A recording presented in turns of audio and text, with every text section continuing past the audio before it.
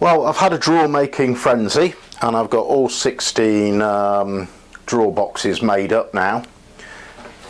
Did I make any mistakes? Yeah, I did. When I cut the rebates for the base in the front and rear rails, I actually cut them on the wrong side of the piece of wood. Very clever.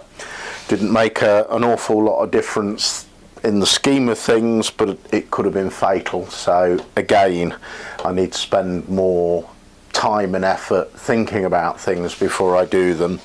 But when I started this set of videos, I was quite upfront with you all. Not a carpenter. I don't have a lot of patience, and I tend to rush into things a little bit. So that's a personal trait that I've got to overcome if I'm going to carry on with this and make some fine cabinetry eventually, which is what I would like to do.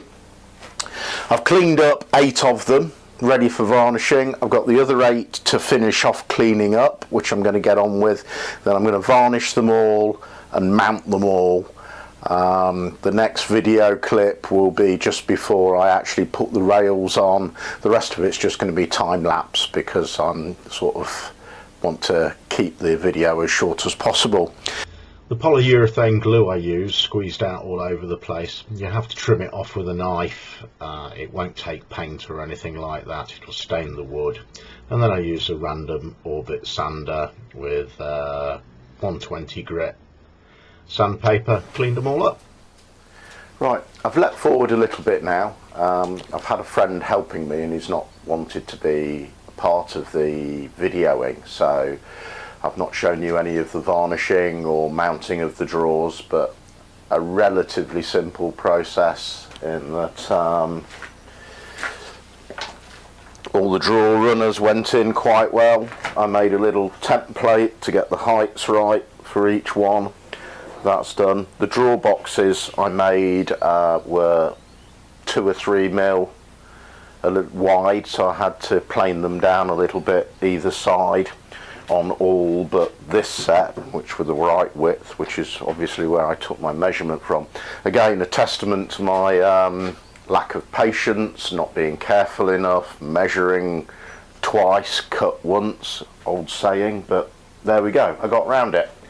So what I've done now, if I can just grab a few of these, is that looking at handles for these at my local B&Q, even a plain wooden knob was a couple of quid, and I'd have needed 2, and at 16 drawers that added up to 70–80 pounds, and that was just for something plain. If I wanted a cup handle, you're looking at 350 each, so again I would have needed 2 probably, so I've decided to make some. And what I've done is I've cut a couple of pieces of 18mm MDF. I'm going to glue them together and then I'm going to machine them up and fit them on there, and that'll all be paint them, that'll all be good. I've also got some more MDF to make false drawer fronts for them to hide all the runners, which I'm going to get on with now. So onwards. Now I use 3 different types of glues. I've got 2 polyurethane ones here, one with a 30-minute clamp time, one with a 5-minute clamp time, and then I use Gorilla wood glue. It has a similar spec to Type Bond 3. I can get this locally quite cheaply, so that's why I use it over Type Bond. It's just easier to get hold of, similar sort of stuff. So I'm just going to glue these all up now and then clamp them and wait for them to dry. I'm going to use the 5-minute stuff because I want them to cure pretty quickly so I can get them machined up and get moved on.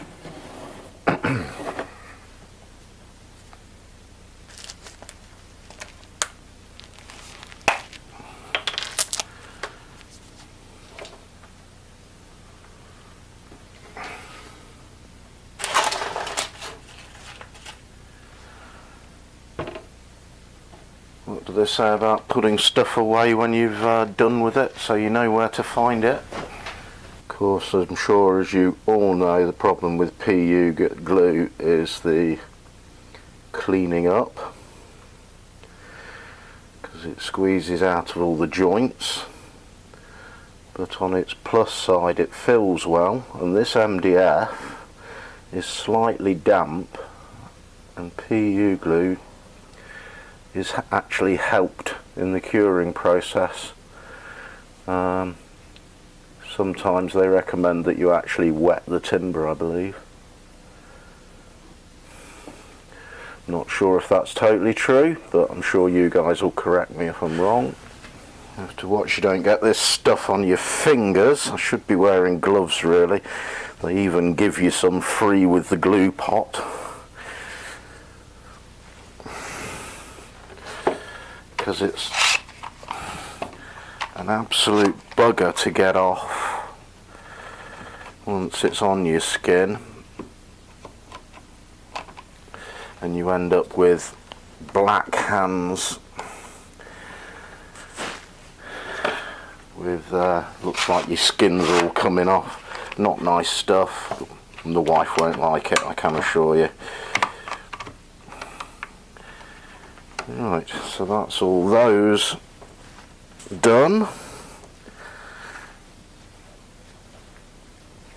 As you can see, it's starting to cure already. 5 minutes in the clamps, I'll be able to take those out, and then an hour or so clean them up, and I'll be able to machine them. Brilliant. Okay. Here are my glued up handle blanks. I've let them set for a couple of hours. Now I'm just going to clean them all up and then route them a bevel and cut them into shape and put a cup on the back. So I'll get on with that now and do that bit in time lapse. Now here I'm cleaning the excess PU glue off with a sharp chisel.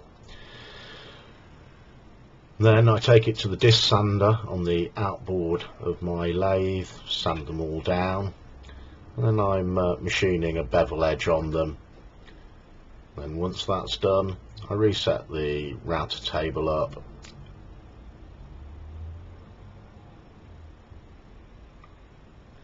and here you can see me, I'm actually machining the cups into the backs of the handle to get your fingers in. Well, I'm on the home stretch now. I've cut and put a 45-degree bevel on some MDF boards to put false fronts on. I've made all my handles up as you saw earlier on,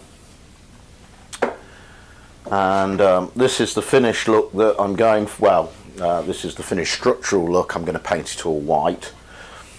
That I'm going for, so hopefully today all of the joinery will be finished and I can get them painted tomorrow, and then that's it, the project is finally done. So onwards. As you can see, I found some water resistant Medite MDF, hell of a lot better than the other stuff, machined nicely, entirely different beast altogether. All went together quite well. The only mistake I made on some of them was that I screwed the handles through the fronts into the drawer liners, which meant that if I needed to adjust them later, I couldn't. Hello again. It's a couple of months on from when I finished constructing the drawers. I just wanted a bit of a catch up on how I've been living with them and getting on. Made one slight error. When I designed these, I designed the drawers to fit these pots, and these pots fit in a metal storage case system that I use if I want to take fixings onto site. And these pots just lift out the drawer, go straight into the box, and away I go. So that worked very well. And as you can see, it all works very nicely for the storage of my screws and fixings. However, I don't have anywhere near as many screws and fixings as I thought I'd got, and the drawer units are a little bit shallow for the storage of most other stuff that I got. So what I'm going to do is I'm going to keep one chest of these, set of 4, and then another set I'm going to convert into 3 drawers, and another set will be 2 drawers.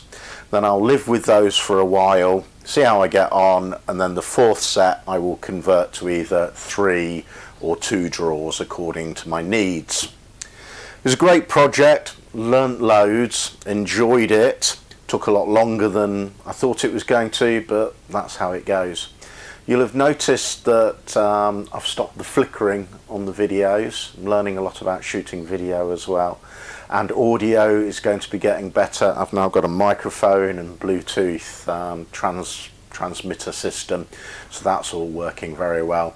I hope to improve the quality of my videos so that they're more informative and a lot less boring to watch, but it's a hell of a learning curve, and when I started out on this it was about workshops, not making videos, but one thing leads into another, doesn't it? Okay, thanks for watching. Please subscribe and like and leave any comments, and I'll catch up with you soon.